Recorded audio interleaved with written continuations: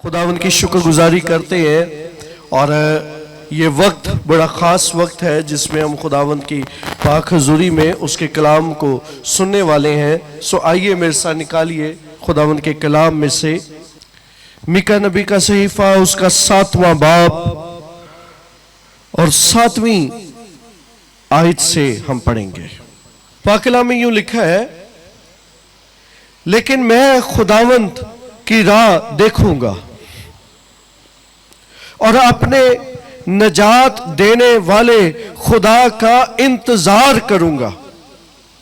मेरा खुदा मेरी सुनेगा।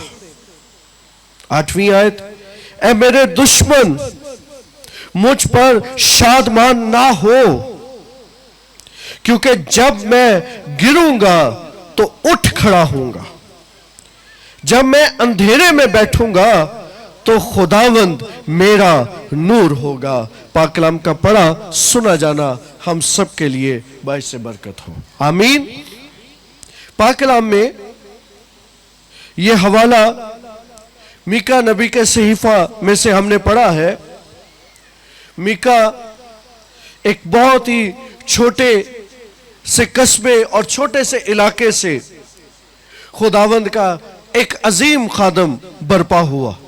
इसकी जिंदगी के अंदर बहुत सारे मसाइल थे, लेकिन उन सब पर ये ओवरकम करते हुए ये खुदावंद के कलाम की बाबत बहुत सी बातें बयान करता है।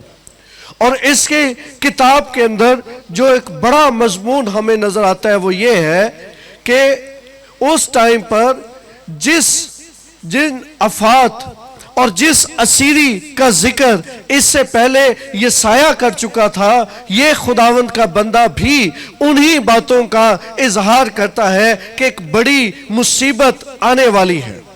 लोगों को आगाह करता है कि ऐसे हालात आने वाले हैं जिसमें बहुत सी बातें कठिन हो जाएंगी। ईमानदारों के लिए, गैर ईमानदारों के लिए मुश्किल वक्त आने वाला है।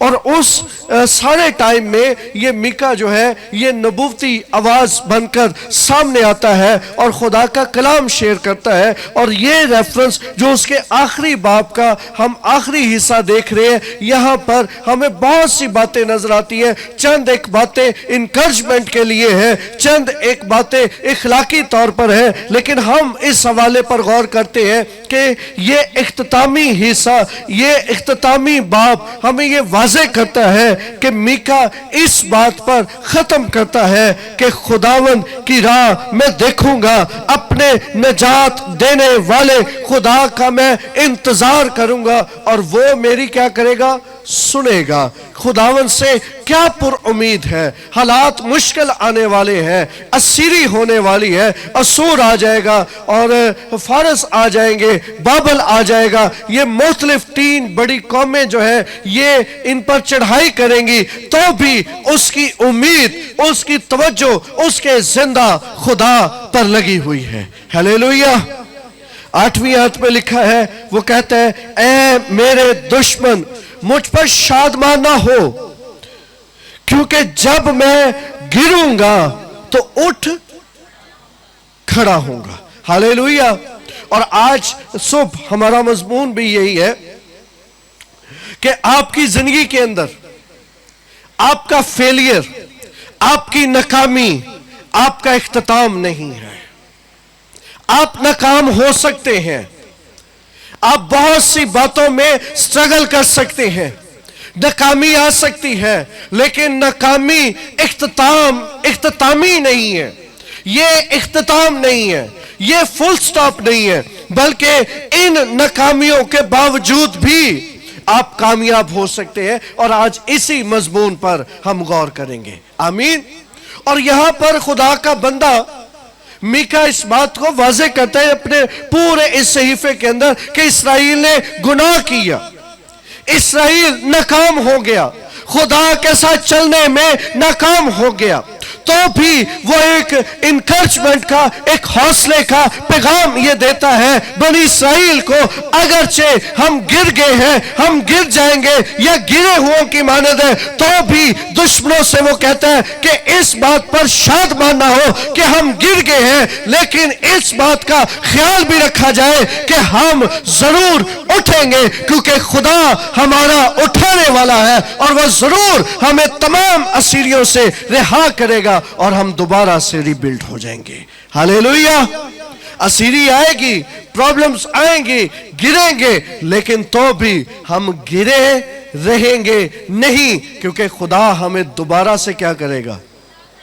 और बड़ी खूबसूरत आयत है ज़बूर की। ज़बूर नवीस कहता है सादक कितनी बार गिरेगा?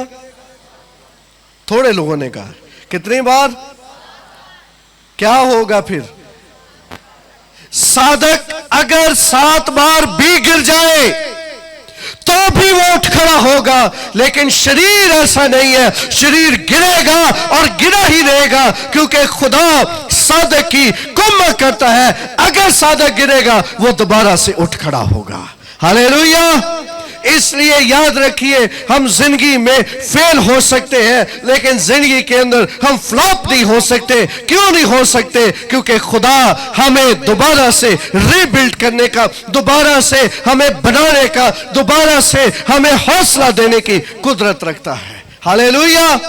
बड़ा मशहूर रेफरेंस मीका की किताब में से हमें मिलता है और वो 5वें बाब के अंदर हमें नजर आता है, दूसरी आयत से। और ये अपने उस इलाके के बारे में बड़ा खूबसूरत प्रोफेटिक वर्ड कहता है ए बैतलहम इफ्राता, अगरचे तू यहूदा के हजारों में शामिल होने के लिए छोटा है, तो भी तुझ में से एक सरदार, एक शख्स निकलेगा और मेरे हुजूर इस्राएल का हाकिम होगा, और उसका मज़दर ज़माना साबिक, हाँ कदीमुल अयाम से है एरिया छोटा है, इलाका छोटा, लेकिन उम्मीद कितनी बड़ी है कि यहां से एक सरदार निकलेगा। हालेलुया।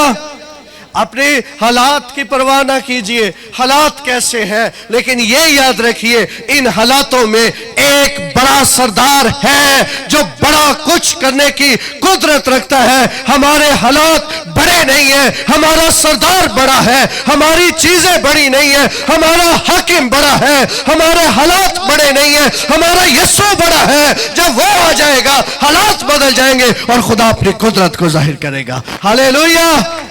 इसलिए आज सुबह का पैगाम यह है, हमारी नाकामियां हमारा इख्तिताम नहीं है।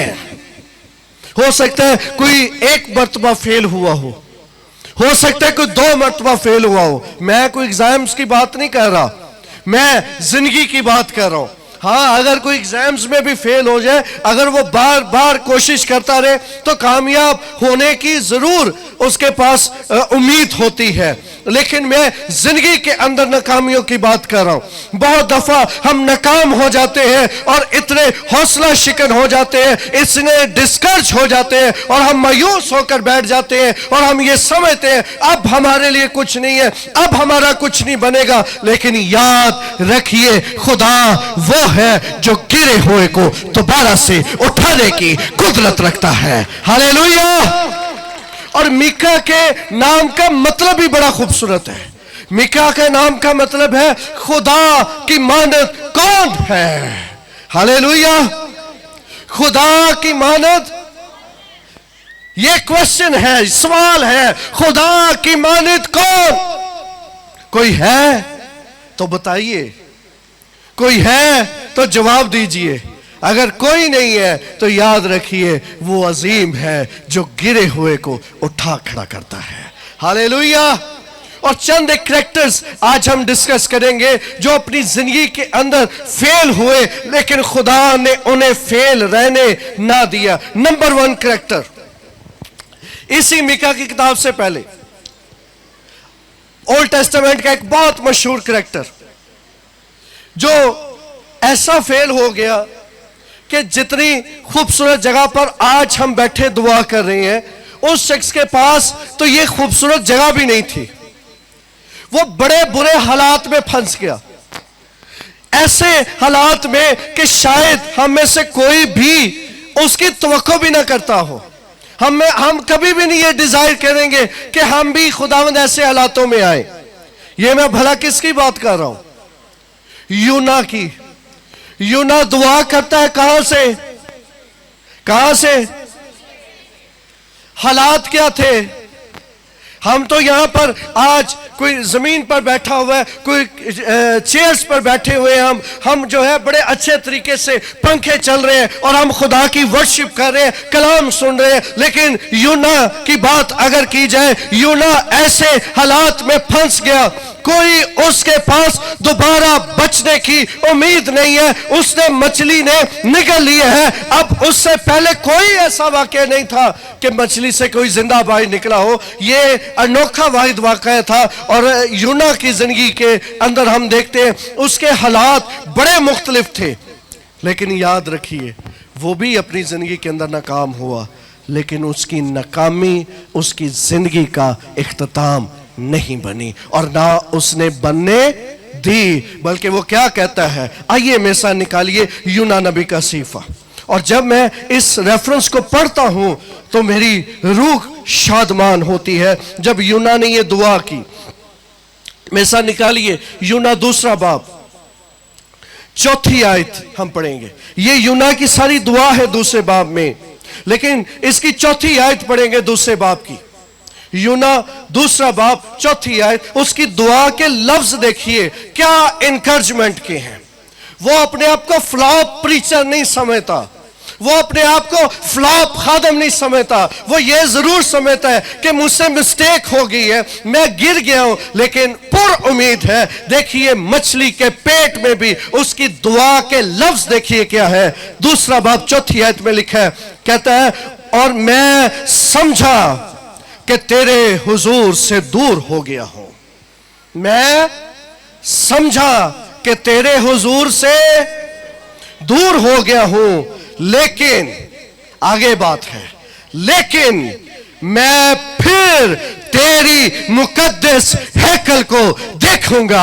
हालेलुया! क्या उम्मीद उसकी जिंदगी के अंदर है, क्या मुतमिन शख्स है, मछली के पेट के अंदर है, लेकिन फिर भी पूरी उम्मीद है। और वो मछली के पेट में ये दुआ करता है, मैं तो समझा था कि मैं तेरे हुजूर से खारिज हो गया हूं, लेकिन ए रब्बुल अफ़वाज, मैं फिर तेरी मुकद्दस हैकल को देखूंगा।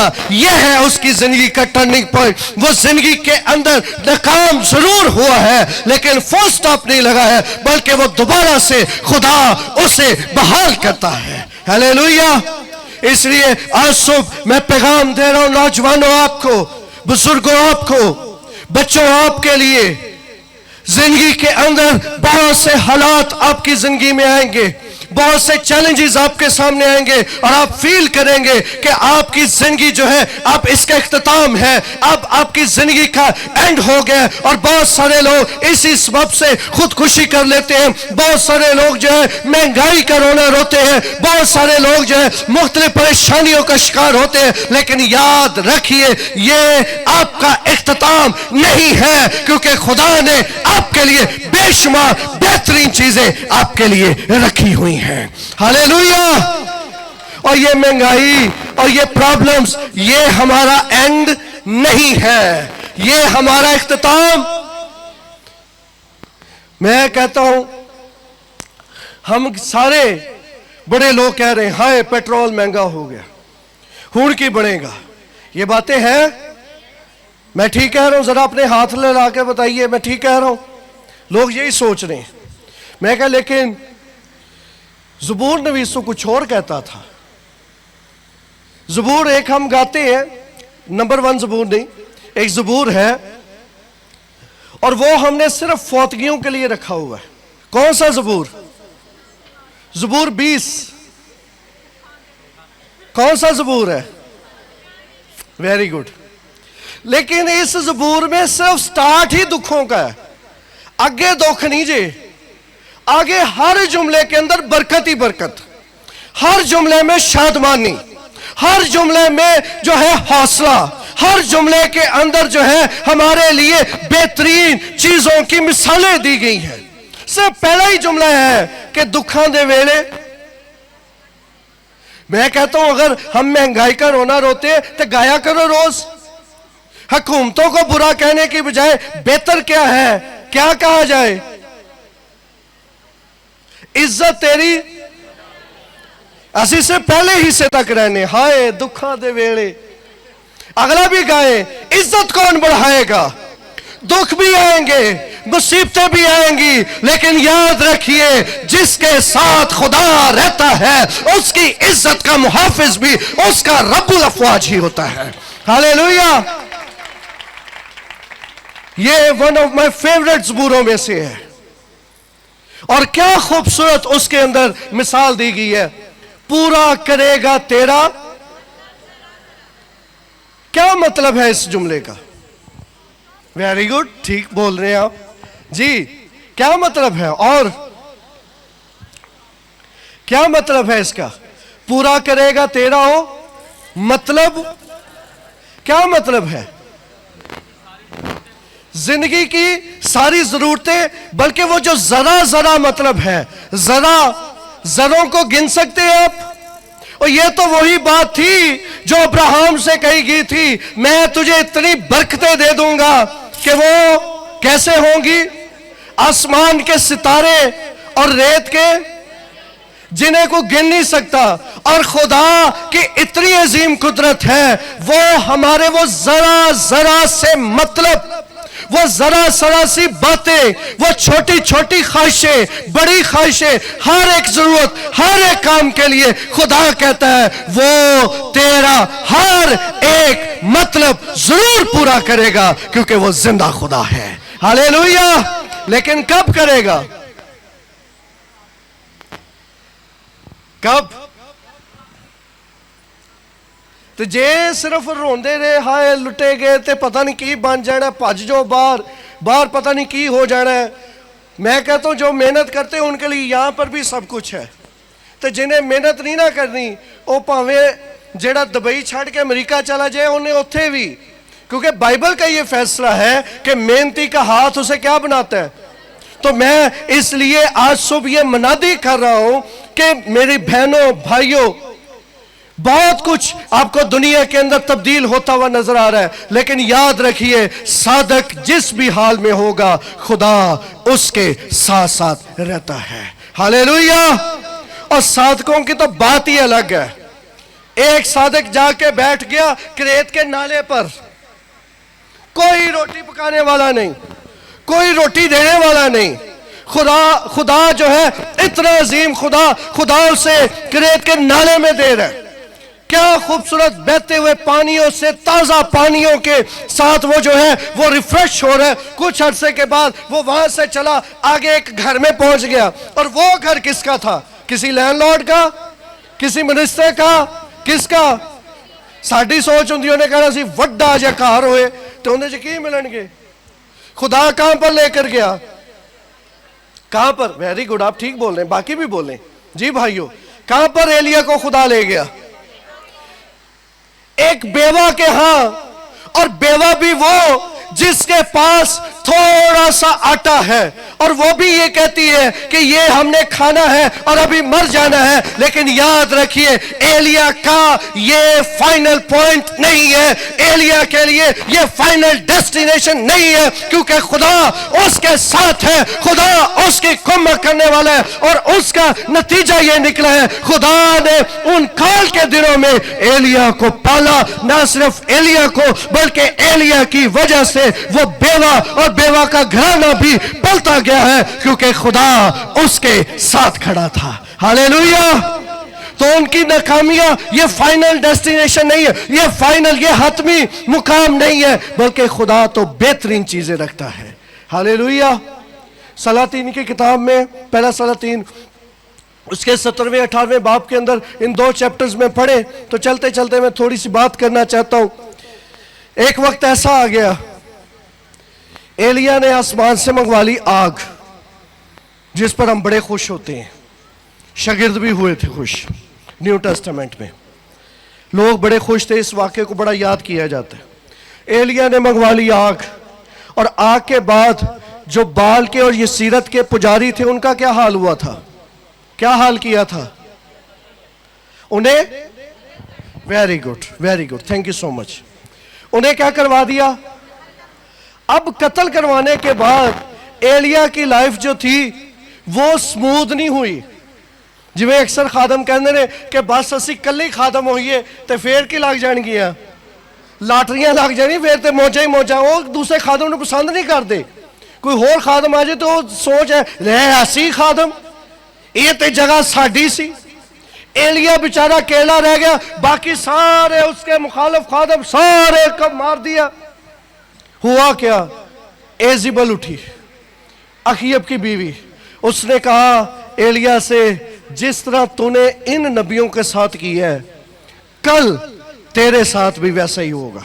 लो जी, एनी को गल ते एलिया साहब घर घुर छड़ के ते औ गए जी, मिनिस्ट्री छड़ी ते वीजा लाया ते औ गए जी। सिर्फ एक ही धमकी मिली जी, सिर्फ एक ही अजे फोन आया है, एक ही अजे गल आई है, ते नाल ही सारी मिनिस्ट्री वेखे कैसी सी, आसमान तो की मंगवा ली।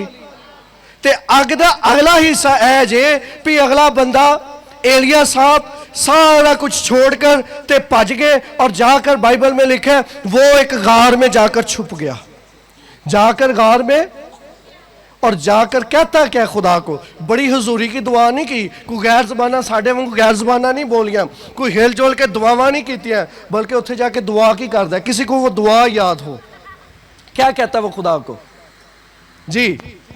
किसी को याद है क्या दुआ करता है वो?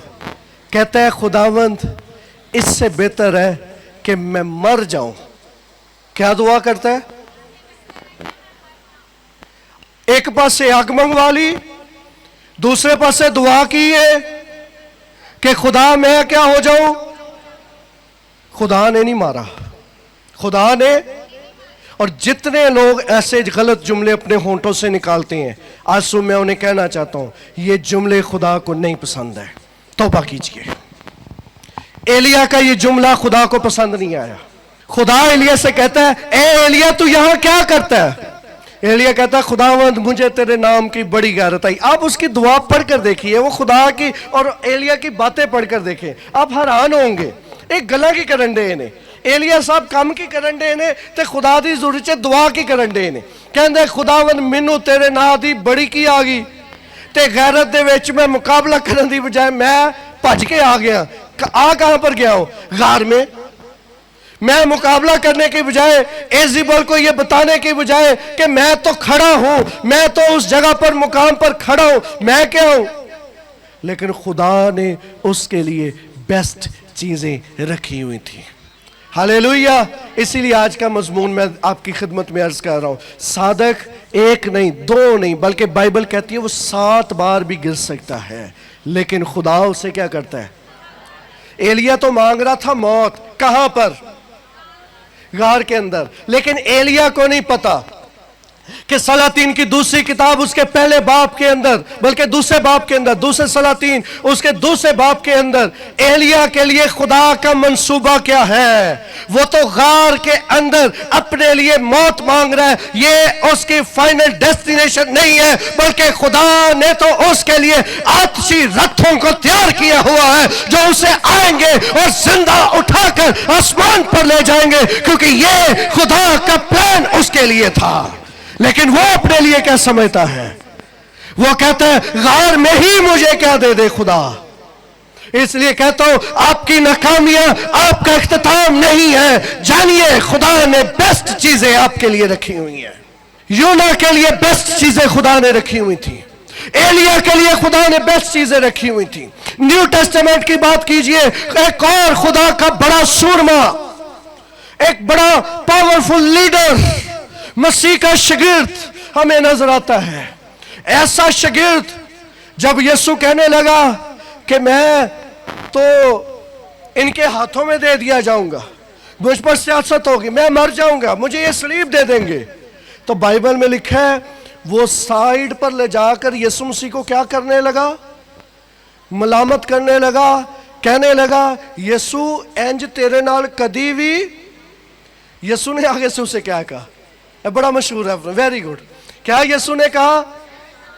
ऐ शैतान, है कौन सी लीडर है कौन सी? यसूदा शागिर्द, वफादार शख्स, बेहतरीन शख्स, वो भी जिंदगी के अंदर फेल होता है। और ऐसा फेल होता है, कहता है खुदावन सारे भी तुझे छोड़ जाएं लेकिन मैं तुझे कभी भी। यीशु ने कहा पतरस इतना हाई लेवल पर ना जावी, थोड़ा कम हो। इससे पहले कि आज सुबह मुर्ग बांग दे, तू 3 बारी इनकार करना है। तू तो यह कह रहेगा सारे भी छड़ जाए तो मैं तेनू छड़ांगा नहीं, तू 3 बार मेरा इनकार करेगा।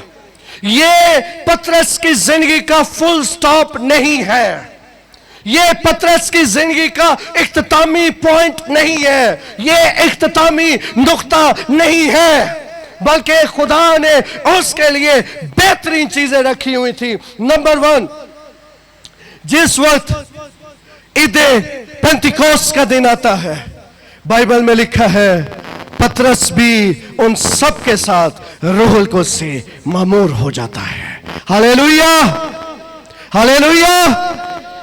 नंबर 2, पतरस ही वो लीडर बनता है जो पहला आवाज करता है। और कितने लोग तब्दील होते हैं? अगर पतरस वहीं पर स्टक हो जाता कि मैंने तो मसीह का इनकार कर दिया है, अब मेरा फ्यूचर नहीं है, अब मेरा कोई मुस्तकबिल नहीं है, मैं अब अंधेरे में हूं, याद रखिए वो कभी भी इस हाई लेवल पर ना जाता, क्योंकि खुदा जानता है कि खुदा ने उसके लिए बेहतरीन चीजें रखी हुई हैं। हालेलुया। पतरस के लिए दूसरी बड़ी बरकत क्या थी? वो 3000 लोगों को पहले ही आवाज में क्या कर देगा। जब यीशु मसीह मुर्दों में से जी उठने के बाद उसे मिलते हैं तो क्या कहते हैं? पतरस क्या तुम उससे मोहब्बत करता है? पतरस क्या कहता है? हाँ खुदावन मैं तुझे अजीज रखता हूं। फिर खुदावन पूछते हैं पतरस क्या तू मुझे अजीज रखता है? पतरस कहता है हाँ खुदावन तू तो जानता है कि मैं तुझे। फिर कहता है खुदावन, पूछते हैं पतरस क्या तू मुझे अजीज रखता है? फिर कहता है हाँ खुदावन तू तो जानता ही है कि मैं तुझे। खुदावन क्या करते हैं? खुदावन कहते हैं, यूहन्ना की इंजील में हम पढ़ते हैं लिखा हुआ है, खुदावन उससे कहते हैं पतरस मेरी भेड़ें चरा, पतरस मेरे बर्रों को चरा। अगर वो सिर्फ अपने इनकार ही पर स्टक हो जाता, उसकी आने वाली जिंदगी की बरकतें रुक जानी थी। इसलिए आज शुभ पैगाम ये दे रहा हूं आपको, याद रखिए हमारी जिंदगी के अंदर नाकामियां आ सकती हैं, हम फेल हो सकते हैं, लेकिन याद रखिए हमारा फेलियर हमारी जिंदगी का इख्तिताम नहीं है, बल्कि खुदा हमारे लिए बेहतरीन मंसूबे रखता है। हालेलुया। यिर्मयाह नबी के सीफा में खुदावंद कहते हैं कि मैं तुम्हारे हक में अपने ख्यालात जानता हूं, मेरे ख्यालात तुम्हारे लिए सलामती के ख्यालात हैं, मेरे ख्यालात तुम्हारे लिए भलाई के ख्यालात हैं, ऐसे ख्यालात हैं जो तुम तसव्वुर भी नहीं कर सकते, और ये बातें खुदा हमारे लिए भी रखता है। हालेलुया। इसलिए अपनी जिंदगी के अंदर अपने हालात, अपने वाकयात, अपने मौजूदा दौर को देखकर कभी ये डिसाइड ना करें कि मेरा तो कुछ भी बढ़ना नहीं। याद रखिए खुदावंद से उम्मीदें लगाएं, खुदावंद के हाथों में आ जाएं, खुदावंद को अपना फ्यूचर दे दीजिए, खुदावंद के ताबे हो जाइए। वो एक गुरे से उठाकर वो तख्त पर बिठाने की कुदरत रखता है। Hallelujah, hallelujah. आप कभी सोचिए दाऊद क्या सोचता होगा? जंगलों में रहने वाला शख्स, एक नौजवान जिसने जंगल देखे हुए हैं, भेड़ बकरियां देखी हुई हैं, क्या वो सोच सकता था? वो भी सोचता होना चलो मैनू बड़ी भी कोई पोस्ट मिल गई तो बादशाह के चरवाहे की पोस्ट मिल जाएगी कि बादशाह के जितने भी मवेशी होंगे उनकी रखवाली मुझे मिल जाएगी। लेकिन खुदा उसके लिए बेस्ट प्रोग्राम्स रखता है। दाऊद के लिए उसकी सोच, उसके ख्यालों से बढ़कर खुदा सोचता है। और आज मेरी बहनों, भाइयों, नौजवानों, बुजुर्गों, आपके लिए भी कहना चाहता हूँ, खुदा के आपके लिए दी बेस्ट प्लान्स हैं। खुदा आपके लिए दी बेस्ट सोचता है। आपकी सोच ख्याल से बेहतर खुदा आपके लिए जानता है। आप शायद हो सकते हैं अपने लिए एक मामूली चीज डिजर्व करते हो, आप समझते हो, लेकिन याद रखिए खुदा आपके लिए दी बेस्ट चीज़ों को रखता है। और आखिर में मैं अपने बारे में अगर कहूँ तो मैं भी एक बात कहना चाहता हूँ। मैं ज़िंदगी में अगर पास्टर के अलावा कुछ भी और होता, मेरी इतनी बेहतरीन लाइफ कभी ना होती जितनी बेहतरीन लाइफ मेरी आज है। और इस लाइफ की वजह यह है मेरा यीशु। हालेलुया। इस मेरी लाइफ का, इस मेरी बेहतरीन ज़िंदगी का, जिसमें मैं खुश हूँ, मुतमिन हूँ अपने खुदा से, इसकी वजह मेरा खुदा है, क्योंकि मैं अपने खुदा से शादमान हूँ। हालेलुया। और मैं जानता हूँ उसने आज तक मेरे लिए कभी कुछ बुरा नहीं होने दिया, ना कुछ किया है, और वो आगे भी कभी कुछ बुरा ना होने देगा, ना कभी मेरे साथ करेगा। हालेलुया। क्योंकि मेरा खुदा मेरे साथ वफादार है और मैं अपने खुदा के साथ। आमीन। इसलिए आपको ये मैसेज देना चाहता हूँ, आपकी ज़िंदगी के अंदर बहुत सी नाकामियाँ आ सकती हैं, लेकिन वो फाइनल डिसीजन आपका है कि आप वहीं पर रुकते हैं या खुदा की बरकतों को देखते हैं। हालेलुया। हालेलुया। दाऊद से हो गया गुनाह। दाऊद बेचारा फंस गया गुनाह करके। गुनाह कौन सा किया उसने? मर्दमशुमारी का गुनाह तो उसने कर लिया।